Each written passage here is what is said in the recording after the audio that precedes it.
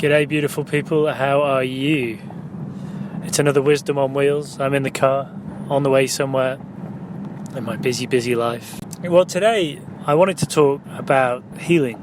All these incredible healing laboratories which are taking place.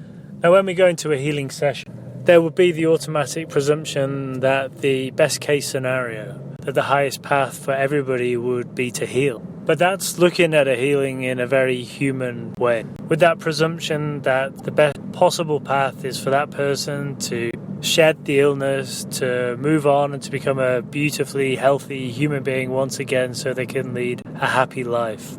But one thing I've learned in the last few years is that human logic does not apply to spirit, and God is not a human being. Yes, God lives in our hearts when we live out as humans, but it is the soul element of us which is the godliness. It is not the physical element.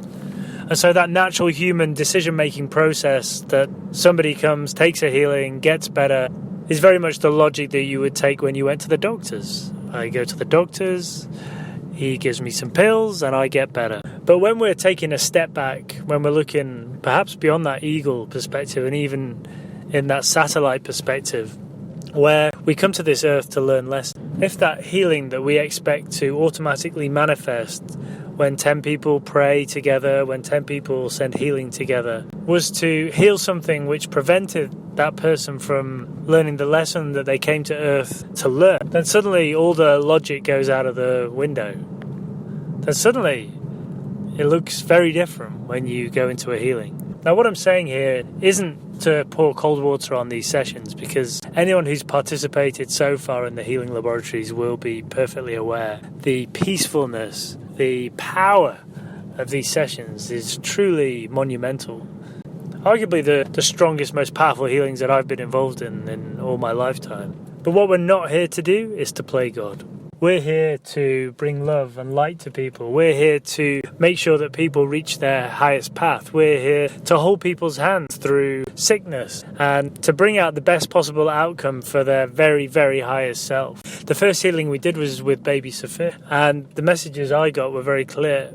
And that was that Sophia had some lessons to learn in this lifetime, that the start of her life would be a struggle. And she's almost too young to make decisions. So I think with a baby, it's slightly different. If you take some of the later healings we've done, for example, the healing we did with Clayton. Now, Clayton obviously has a major heart problem. His heart almost stopped. His lungs aren't working. And a lot of his key organs are failing him right now. But what I saw, and what a lot of us saw when we came to that key moment in the healing, was that Clayton, even though he lies in a hospital bed in a very unhealthy state, in a state where a lot of work needs to be done to save him, by spirit and also by medicine, we saw that even though his heart had stopped and his body is not in a great condition at all, we saw that Clayton still has a choice. And it's actually him, Clayton himself, who controls his destiny. And we send love and healing. And when we penetrated the initial barrier, he definitely received some very, very beautiful, strong, powerful medicine and powerful energy that perhaps gave him the stimulus he needs to heal. But what we couldn't give him was the right choice to make in his life moving forward. And he has a choice of whether to stay on earth and to help his granddaughter, to help himself, to give his life meaning again in this world, or if he chooses not to do that, he goes to heaven.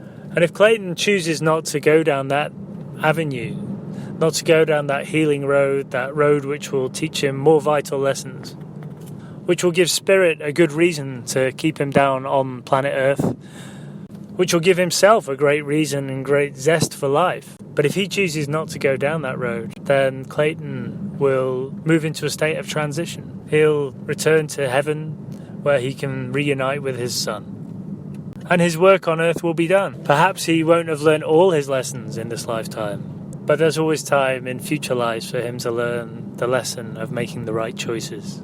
And so what I wanted to say was, when we do these healing sessions, we have to look from satellite. We have to take a step back. We have to learn that applying human logic to a healing simply does not work. That sometimes the greatest good is actually what in human terms might be the worst case scenario and the death of the person. However, as we have discussed many times, death is not the worst case scenario. If Spirit chooses to bring that soul back to heaven, back to Spirit, then there's a reason for that. And Spirit knows, because Spirit can always see the big picture. It can see the step-by-step process in our human evolution. It can see the step-by-step process in our individual path. It can see what lesson we need to learn next, and if we've gone beyond the possibility of learning that lesson, that we will be recruited back to heaven.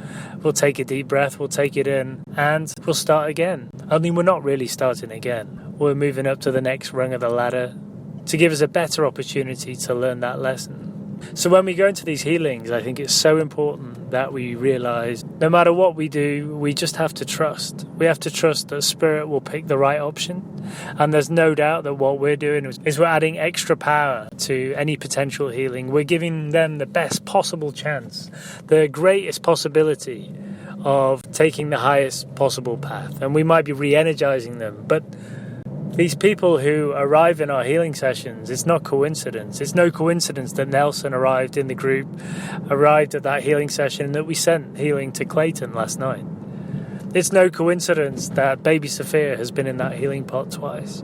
It's no coincidence that Lauren's brother, the beautiful Jacob, is being tested to the absolute maximum right now, and that he's been brought to our healing table so we can re-energize him, so we can give him the best possible option of living out the greatest lesson possible in this lifetime. And maybe these people will never know what we've done. Maybe we will never know what we've ever done. I imagine there's a great possibility that we'll find out exactly what we're doing when we move to the big healing pot in the sky. But we just have to remember that although God lives in our hearts, although Spirit is always with us in every step of our lifetime, human logic doesn't apply, and we have to completely trust that Spirit always gives us the right answer. And that if we do it in the right way, we open sacred space, that we send lots of love, that all the focus is on this person, there is no doubt that miracles happen. And they might be invisible miracles to the human eye. They might be invisible miracles to a doctor. But at a soul level, we're sending great healing. And when we heal these people, we heal their fear. We might heal their physical bodies, but we're definitely sending love to their soul to provide that bridge between whatever level of consciousness they're at and that point of love, that point of perfection, that point of God, so that they have the highest percentage possibility of touching the sky, touching their hearts, touching their true self. So when we go into these healing sessions, I think we should take any expectation away and just put trust and love into the pot, because I'm absolutely certain that it's not just 10 people doing the healing, it's not just 14 people. I imagine it's more like 14,000 people, not just people, but luminous beings, spirits, ancestors, people and souls and beings which are far more powerful than any human being, and perhaps who double, triple, or quadruple anything like what we're putting together. And all we should do is say thank you. Thank you that we've been brought together to take this peacefulness, to take this tranquility, to take this love, to take this joy that it brings to us, and to apply it to our lives. And hopefully it will also be applied to the lives of the people that we heal. So thank you for being you. Thank you for being part of the Sacred Pulse. Thank you for being part of these incredible healing laboratories. Thank you for bringing your love and your energy to the table, because for me it's an absolutely beautiful, magnificent experience, and it's an honor to heal alongside you and to look into your eyes and to hear what you have to say afterwards, because every single one of you amazes me with your beauty. And every single one of you amazes me with your intuitiveness and your power, and that willingness to be completely open to Spirit, to allow Spirit to take control, and to believe in the things that you're feeling, the things that you're seeing, because what you're doing is giving us all confidence and giving us all trust and giving us all the love that we need to become better and more beautiful healers. Thank you for being you. Have a wonderful day. Love and peace. Peter. Thank you. Namaste.